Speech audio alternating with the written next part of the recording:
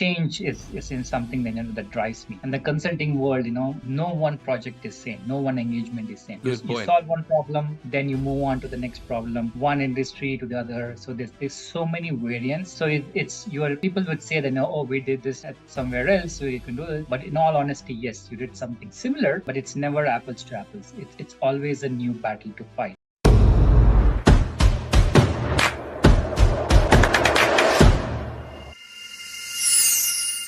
Hey guys, and welcome to the Grow IT podcast. One of your hosts here, Trey King. And today we are very excited to have our guest, Mr. Avinash from TechWire. And we'll be diving a little bit into his story today, as well as to find out a bit more about what his company does, and then some engaging insights into the technology industry. So make sure to stick around for this one. But without further ado, Avinash, welcome to the Grow IT podcast. Awesome. Thank you so much, Greg. I really appreciate the invite and looking forward to sharing some of my learnings and knowledge, what I've acquired over 15 years of experience in the IT consulting world. So yeah, happy to share. Oh, lovely. No, we're thankful that you hopped on today. Avinash, if you don't mind, if we can maybe just to kick things off, if you don't mind, just to introduce yourself and tell the listeners a quick snippet of your story. Sure. Yeah. I mean, I do have a story to tell. So started my career way back in 2009, just out of recession. So I'm a byproduct of a recession.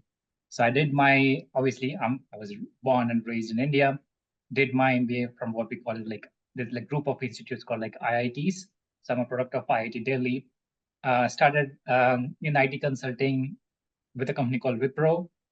I was told hey, you're going to be the Salesforce.com business analyst. I was like, sure, I'm going to paint walls. I mean, this is my first job. I don't mind. I'll do what it takes. And that's how my journey started. So I didn't choose Salesforce. Salesforce just chose me. Back then, Salesforce was a SFA tool. It wasn't even a CRM. From then on, obviously, we know how that product evolved. So I would say I got really lucky. They all said, being at the right place at the right time. I was Mm. just lucky that, I was put into the Salesforce practice within Wipro. So did a bunch of implementation works for obviously all enterprise clients. Moved to the US in 2013.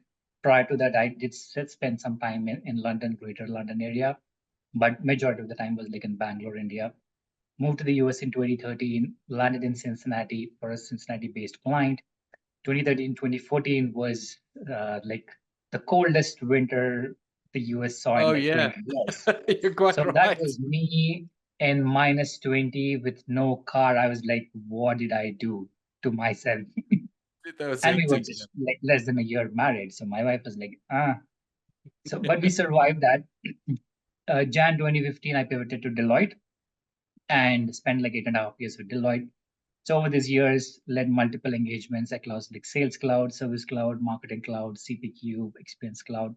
2016, I would call it like a pivotal moment in my career where I got a call from a Deloitte partner and says, hey, I want to start this cloud risk practice in Deloitte. Can you start this for me? I was like, the name sounds funny, but again, me being me, I'm like, okay, sure, I'll take it. Like, if you want me to start a practice, which is a very big thing if you're working for a big four, you don't really get an opportunity to do that.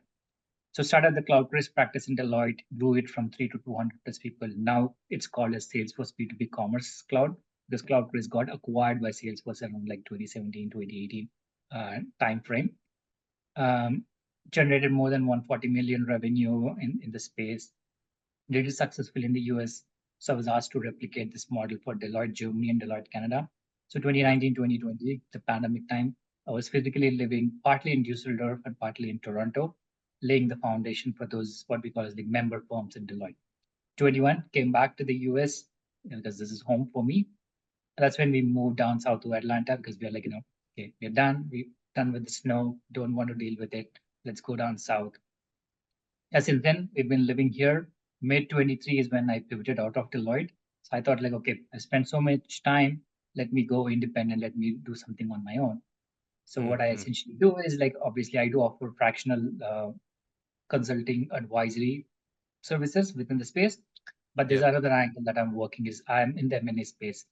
That's where TechWire comes into picture. TechWire is our holding company for acquiring online businesses. Currently, we have one portfolio business, which is more like an MBA admissions, more like deferred MBA admissions consulting, not Yeah. related to IT consulting, but still within the consulting umbrella. But in all honesty, not full time into acquisitions mode, but that's like the end goal. Maybe another 2 to 3 years. The goal is to acquire an IT consulting firm and then just go full time into acquisitions. In all honesty, I was under LOI on a Salesforce IT consulting firm for like more than 9 months. Yeah. But 2024, they saw like a 50% dip in revenue. So like I had like capital raised, term sheet signed with investors, term sheet signed with bank, ready to go a month before closing. I had to pull the plug out because the business, it just didn't make any Mhm. sense. But yeah, that's Very that's where right now what I'm doing is like just supporting Salesforce SIs and like other entities within the ecosystem wherever possible, be it with the GTM framework or the delivery engine. excellent. Tell me what was it, Avinash? What was it like from the beginning, or even even for now? What is it that you are so passionate about this industry and specifically now what you're doing? Sure, I think it's partly to do with my personality, not something I'm really proud of, but I do get bored very soon. Mm, So for me, the change is in something that drives me. And the consulting world, no one project is same, no one engagement is same. you good you point. solve one problem, then you move on to the next problem, one industry to the other. So there's so many variants. So it's your people would say that, no, oh, we did this at somewhere else, so you can do it. But in all honesty, yes, you did something similar, but it's never apples to apples. It's always a new battle to fight. And probably that's what uh, kept me glued to the consulting world. I did think of pivoting to industry, and it did cross my mind, but always pulled back. I felt like this is where I belong. You've got a wealth of experience. If one need to, if we don't mind, if we can maybe go a bit into the current market the way it is. What like trends have you been aware of? What have you been noticing? What way is the wind blowing these days within the industry? I mean, I feel, and I've been sharing this with people, I feel like there we are, I mean, as cringy and as cliche it might sound, we are probably in for a disruption in the consulting world, like IT consulting. Like, if you go down the memory lane, like 2020, when the pandemic hit, that was the first shift happened where like clients have realized, okay, I don't have to pay hundreds and thousands of dollars for people to fly and stay in Hmm. fancy hotels, like all for dinner, and I can get work done remote. So the whole travel cost got saved. Pandemic, that was one realization. Now we're at a point where people have become smart, like decision makers have become smart. They realize that I don't have to spend $2 million on every project, while I can get it done for like spitballing here, like for 500K with a much leaner team without compromising quality. So we are at a point where I mean, people are complaining that some of the clients have become cheap. Like, no, they haven't become cheap. It's just they've understood the true optimization cost.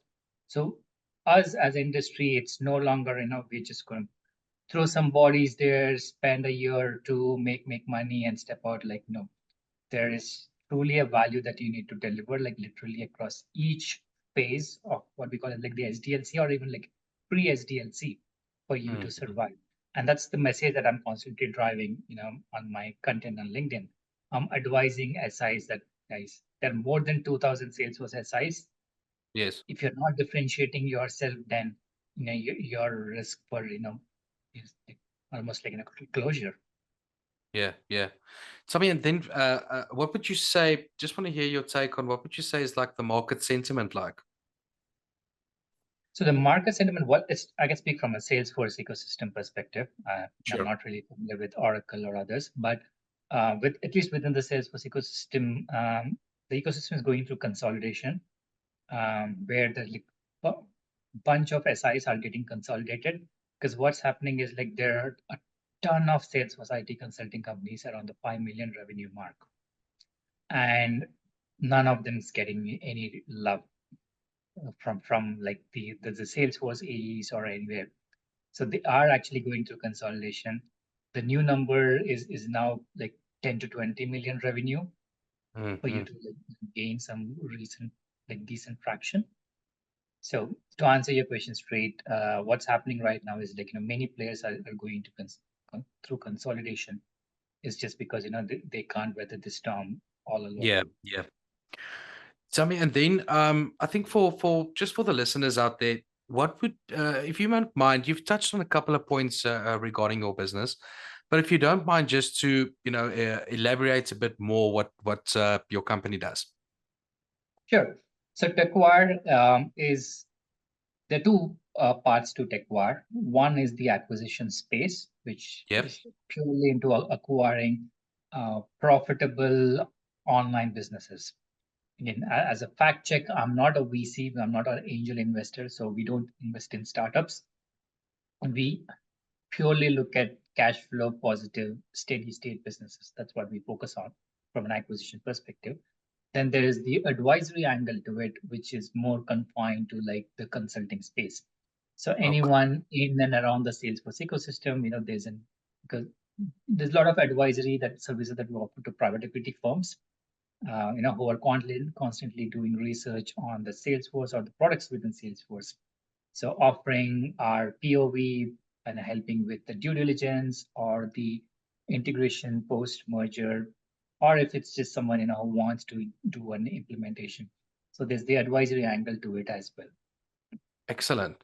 The what would you having said that, what would you say, maybe I think on both ends, from the M&A side of things, and then obviously on the consulting side, what would you like uh, position to state, on both ends, what would be the best value or the most significant value rather that these two sides offer other businesses or clientele from a value standpoint?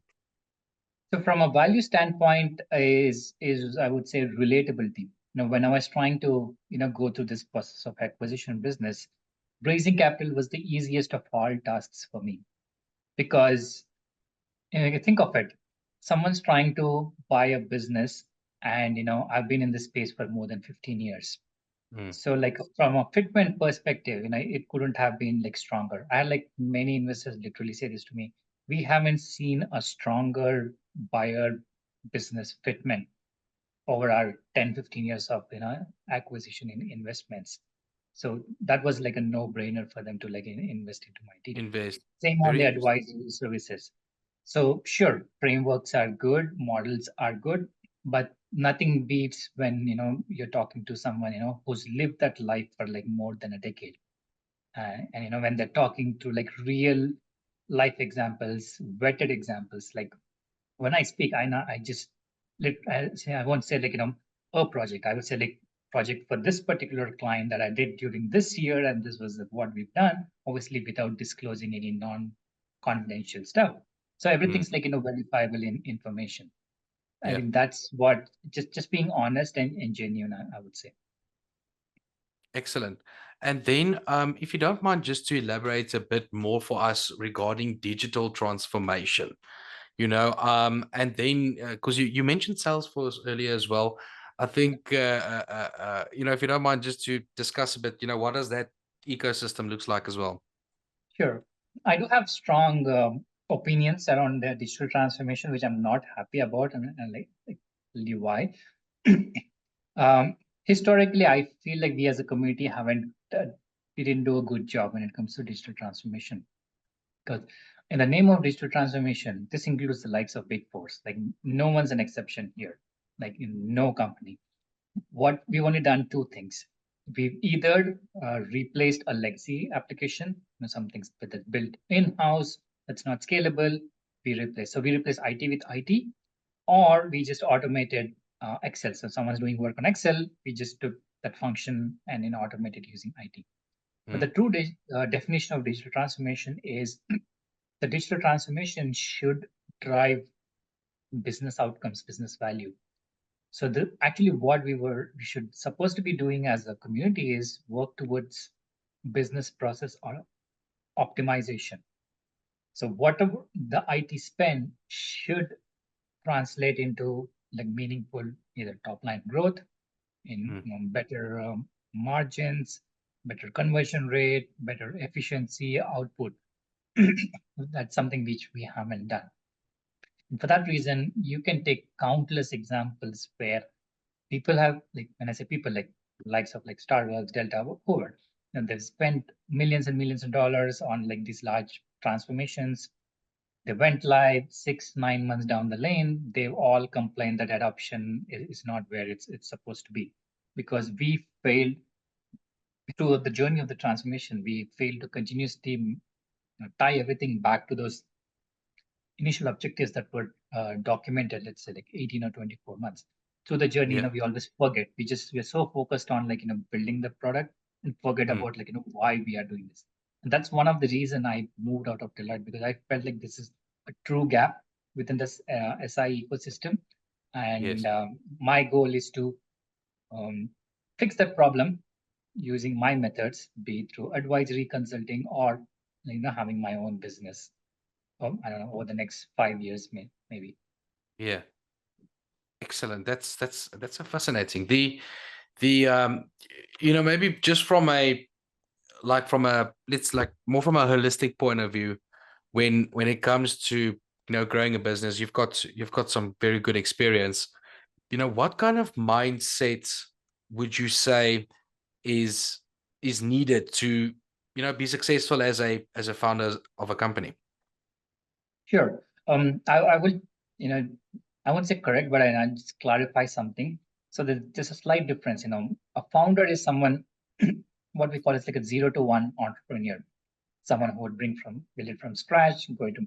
So where I come in, and I'm not a 0 to 1 entrepreneur. You know, I'm not someone who can take an idea and just build a beautiful product out of it. I'll probably fall flat on my face on day one. I know my limitations. So that's the reason I've never taken that route. Yeah. I fall under what we call as like ETA, entrepreneurship through acquisition. So someone's worked on it, spent it like 5, 10 years, built a company, and then you're coming in, taking it from that person to take it to the next level. Hmm. But to your question, I think the DNA doesn't change.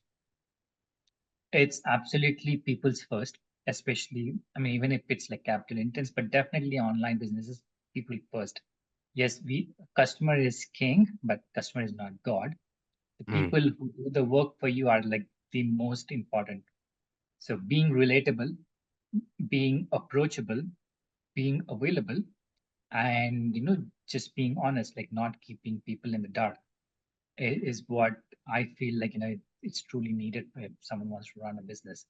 Because there's one piece of advice I got during early part of my career in Deloitte from one of my then reporting manager, who's now a good friend of mine. Both of us have moved out, but we still stay in touch. He told me something that stuck with me. He said, invest in your people now so that they can invest back in you when you need them the most in the future. And that's how I Okay. grew the practice from Oh, three to that's quite 200 profound. people. Yeah, that's very much profound.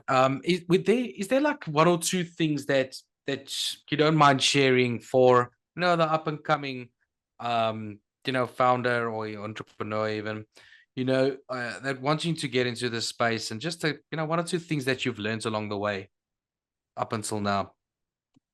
I will say making money is not easy. There are no shortcuts.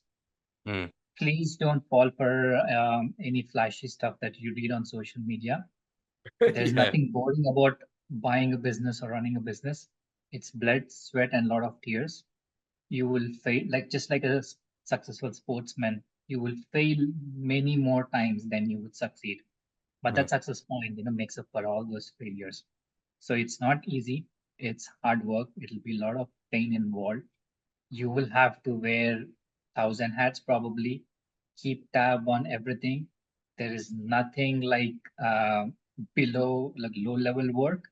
Every work, every task is of same importance. You got to be willing to like move furnitures, do whatever it takes, do stuff, cover for people when they are sick or they're on vacation, because it's your thing. Like It's literally your business. So if you don't do it, no one else will do it. So yes, there is the gratification. You will definitely make a lot of money when you have a successful exit and everything, but it's not easy, and it's a lot of hard work. So just be prepared. This is not a passive investment by no means. Yo, that is profound and very good advice. Avinash, I need to thank you for first off for coming on. You provided such good value and explanation. And then tell me, where can the listeners, where can we get hold of you guys? Yeah, we're not very social media savvy. I would say that. So the best way to get in touch with me would be LinkedIn. If anyone wants to find some time on my calendar, the link to consultation, which is free, of course, is in my LinkedIn profiles. People can just go book time. The only request I have from people is like, uh, please become prepared, because it's not something everyone's giving their time. So, when you're taking others' time, make sure you come with an agenda. Most people do, some don't. But in short, LinkedIn is the best way to get in touch with me. And there are not many Avinash Boyanas out there. So it should be easy to find me. All right. Okay, guys, there you have it. Avinash, good having you on. Good luck to you in your business. You guys provide good value, and all the best going forward. Thank you so much, Greg. Appreciate it. Thanks for having me on the show. Take care. Bye now. All right.